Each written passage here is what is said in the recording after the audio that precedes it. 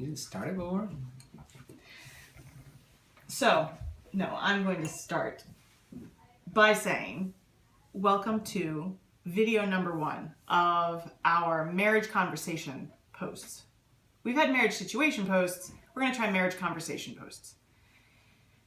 And we did this because, why? You can explain why we're doing this. Because it was my idea. He's going along with this. All right. So you might come across with the impression, if you've been to our blog before, that you've read our marriage situation posts and parenting posts and these sorts of things that really happen in real time. But then we sit down, we write about it, and you might get the impression that when we're writing, we just kind of come to these things as epiphanies or something like that. But relationships happen in real life, and they happen through conversation. Mm-hmm. And so, us coming to a consensus, you don't get to see that part of it. And we wanted to try to show you or give you a little flavor of what that might look like for us to come to a consensus when we start out from very different points of view. Yeah, that's what we thought would be helpful. Because we know that most of you in your marriages disagree on things. And hopefully you want to get to a point where you agree and you have a process for moving forward. And so what we wanted to give you was a little window into what it looks like in our house when we have two different opinions that we feel strongly. Sometimes we feel strongly about them. Sometimes we just don't know what we think about them. But we want to head in a direction for our family. So how do we get to that point? And so instead of just kind of lecturing you about how you should think or what your marriage should look like, we thought it would be more helpful to maybe model what our debates, conversations look like. And it won't be perfect. And that's what we kind of want you to see, that sometimes coming to a consensus is not easy. So it's not going to look perfect like this is what you do, then this is what you do, then this is what you do. Right. It's going to be real time. Hey, what do you think about this? Really? You think that? That's crazy. Maybe not quite that way. She's a heretic.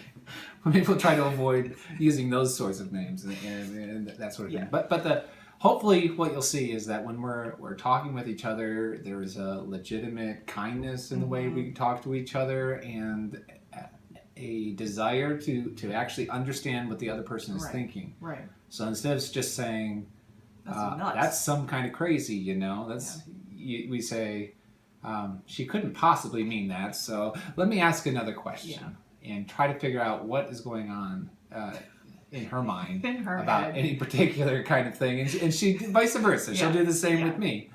Because I don't know if you know this about the two of us, but we're very different. Extremely different. About as different as they come. And sometimes we're not sure why God got us together. Maybe it was to do this blog. But, better keep it going, huh? That's the course of our life.